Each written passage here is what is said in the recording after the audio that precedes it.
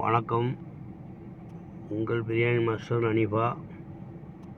அண்டக்குளம் பாருங்கள். அண்டக்குளம் இது தொழுவு. வேடிக்கை நனைஞ்சுன்னா இதுதான் தொழுவு அண்டக்குளத்துக்கு.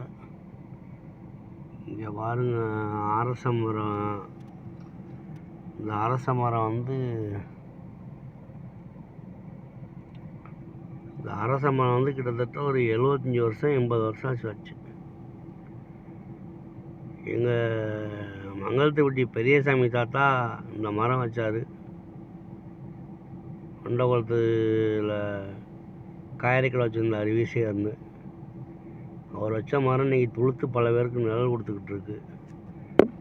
அதுக்கு பக்கத்துலேயே பாருங்கள், ஒரு கோயில் ஒன்று தெரியுது. அதுதான் அண்டகுளம் முக்கியம்மன் கோயில். ஆமாம், இதுதான் பஸ் ஸ்டாண்டு திடல் மந்தை. அப்படியே 2 மரம் தெரியுறதுக்கு பக்கத்தில் ஊரணி. திருவிழானால இங்கே மக்கள்லாம் பால் குடம் இருக்கிறத ஜாமாஞ்சிட்டாங்க போயிட்டாங்க. அதனால விரிச்சு கிடக்கு. ஆமாம், அண்டகுளம் நல்ல ஊர். வந்தாரை வாழ வைக்கும் ஊர். இந்த அண்டகுளத்துக்கு வந்துட்டாங்கன்னா அவங்களுக்கு என்ன ரூபத்துலேயும் வாழ்வாதாரம் கிடச்சிரும். அப்படி ஒரு ஊர் இது. மனுஷரே மக்களே அவங்கள பார்த்துட்டு இறக்கப்பட்டு அவங்களுக்கு தொழில் பண்ணுறதுக்கு எதனாலும் ஒரு உதவி பண்ணிடுறாங்க. அப்பேற்பட்ட ஊர் இந்த அண்டகுளம். வந்தாரை வாழ வைக்கும் ஊர். இன்றைக்கி எத்தனையோ பேர் இன்றைக்கி வாழ்ந்துக்கிட்டு இருக்காங்க. அந்த ஊருக்கு இன்னமும் வாழ்வாங்க. எங்கள் ஊர் அண்டகுளத்துக்கு வந்தவங்க வரலாறு சொல்லுவாங்க.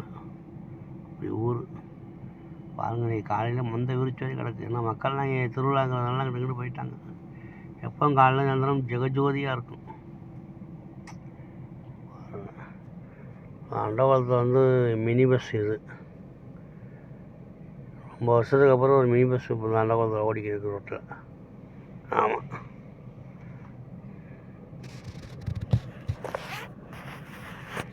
இது நம்ம பஸ் ஸ்டாண்டுக்கு பக்கத்தில் தெரியுது நிழல் கூட.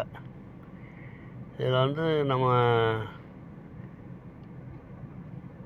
பஸ் ஸ்டாண்டில் சேர்களெல்லாம் போட்டு ஆள் உட்கார்றதுக்கு இருந்துச்சு.